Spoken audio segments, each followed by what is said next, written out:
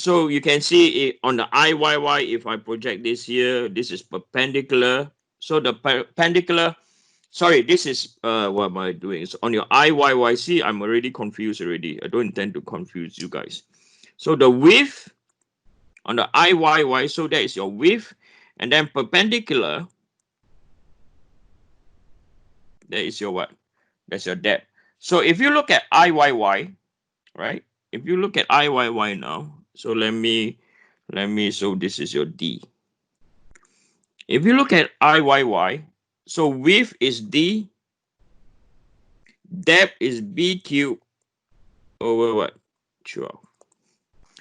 And then your IZZ over here, so if you look at your width is B, and this is D cubed over 12. Okay.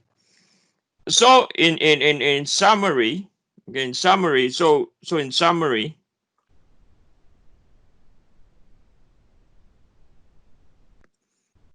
parallel, so geometry, okay, so geometry, let me write this out.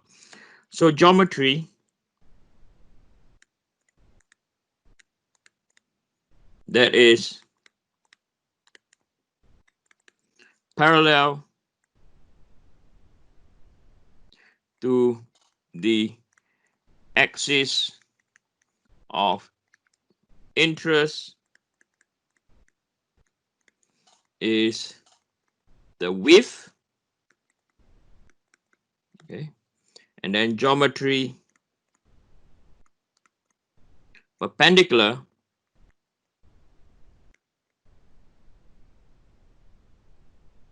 to the axis of interest is the depth. Okay, so like how so parallel, so over here I'm interested in YY, so parallel is the width, perpendicular is the depth. On the right hand side, so I'm looking at IZZ, so parallel again is the width, perpendicular is the depth.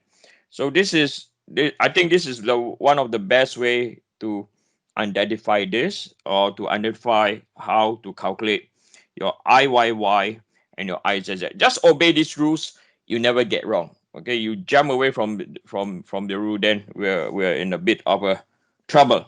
Okay, so I've shown you some tricks on how to identify tensile compression, proven to you what is symmetrical loading, and showing you how to calculate, okay, how to calculate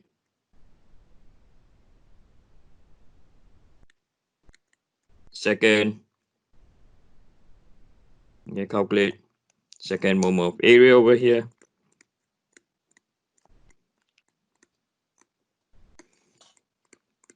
So far, are you comfortable with analyzing second moment of area? I hope you are. Okay, if you are not, you can stop me now and I'll go through it again. Anyone, you're okay? Any questions so far? No. Okay, so where we are in our lecture now, we have completed the second moment of area bit. Next, we are going to look at the example. So if you go into Avenue to Learn, I've uploaded all these images, okay? So this is our example number 1.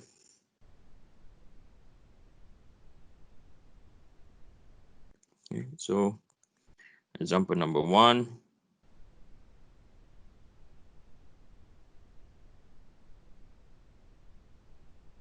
Excuse me.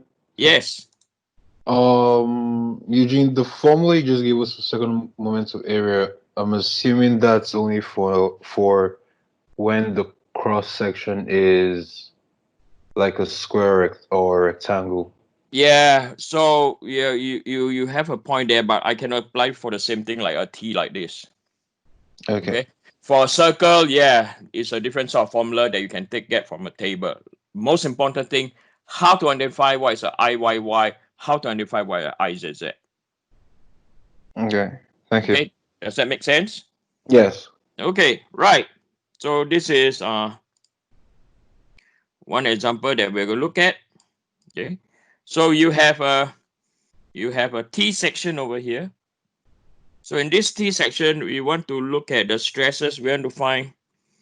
So we want to find our stresses at point A. We'll find the stresses at point B.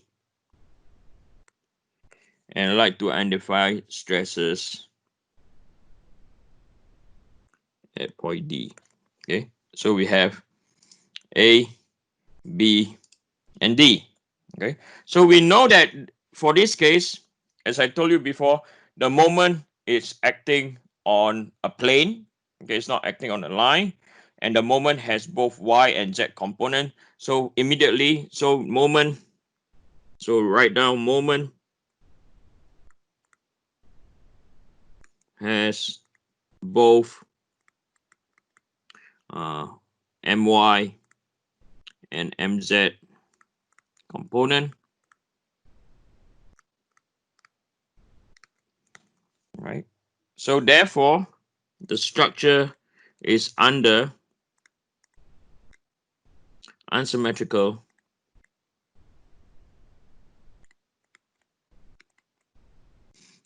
bending.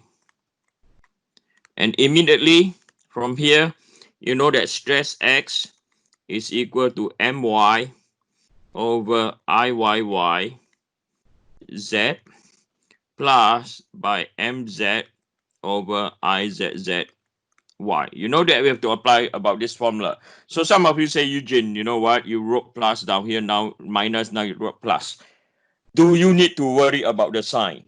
The answer is no. Don't worry about the sign. Why I say don't worry about the sign? Because I teach you a new notation, how to identify tensile and what? Compression.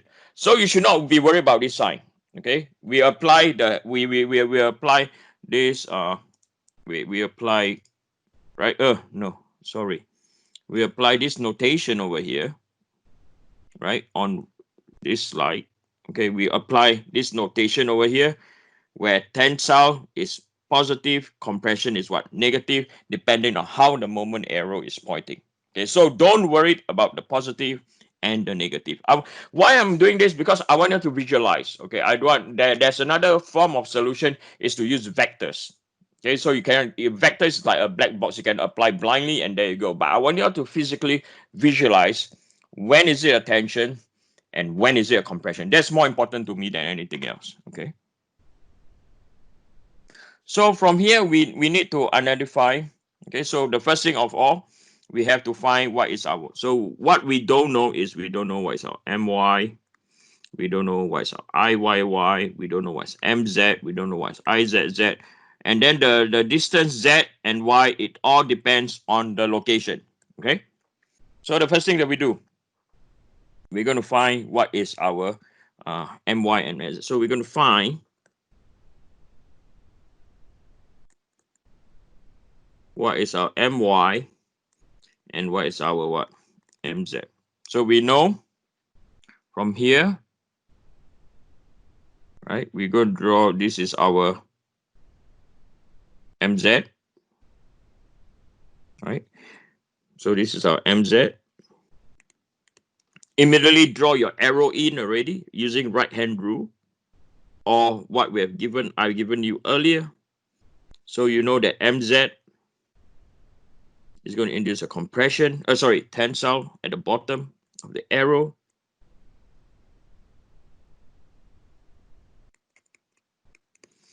And then at the top, Mz is going to be a compression. And likewise, we're going to have another my, right? So my over here. So we have your my. So again, right hand rule. Right, so this is your my. So my compression. And then you have your my under tension.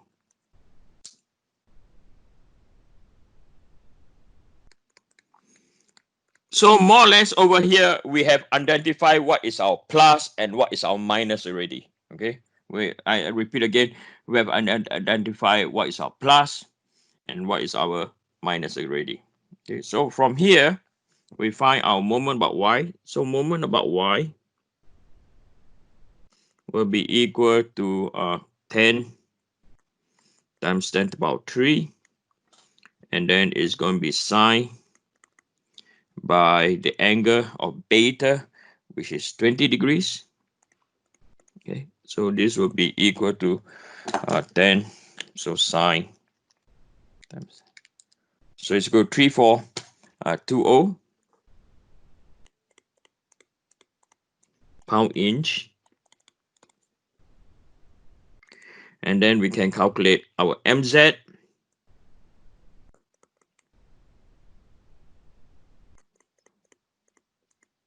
So this is cos 20. So cos 20 times by 10 power 3 is 9396.9.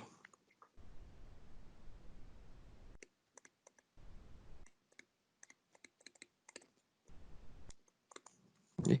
So from here, we found our moments. So we sorted out our moments, most straightforward.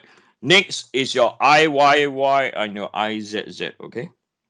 So I'm going to copy the diagram again.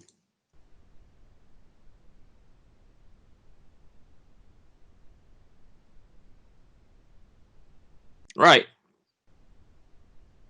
So we're going to find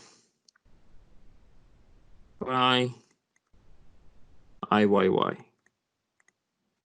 Right, we're going to find IYY. So we're going to find IYY. So this is the YY axis. Right, so this is our YY axis now. I'm going to draw the YY axis now.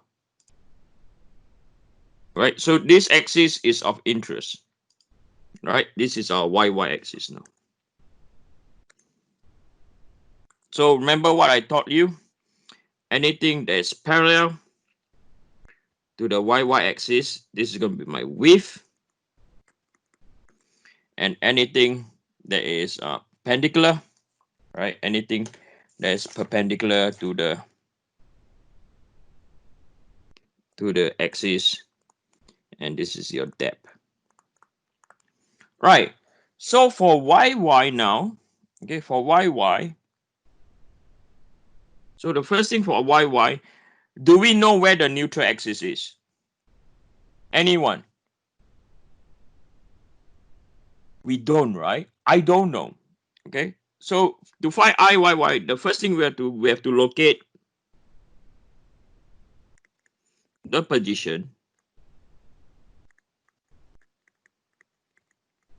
of the not neutral axis. I do apologize. I don't want to use the word neutral axis. I want to use the word centroid. Okay, I'll explain to you later on. Okay, so we want to locate the position of the centroid. So now I have not a clue where the centroid is. I'm going to divide this into two sections. I'll call this my 1 and I'll call this my 2. Okay, so section 1 and then section 2. Right now, I've developed a technique, and I hope you guys use it so you can get A for this course. This technique that I'm going to teach you is foolproof. Okay. The important part is you have to identify what is your width and what is your depth. Okay, your width and depth relative to what you declare as a width and what you declare as your depth. Okay, so section 1, so we look at section 1. So by focusing on the width, okay, by focusing on what is the width and what is the depth. So for section 1, the width is 8, the depth is 2. And for section 2, the width is 2, the depth is 4. Okay, I'm not using my brains now, by the way. I'm just looking at what I declare as a width or what they declare as a depth. So 8 times 2 is 16. 2 times 4 is 8. Okay, so the next one,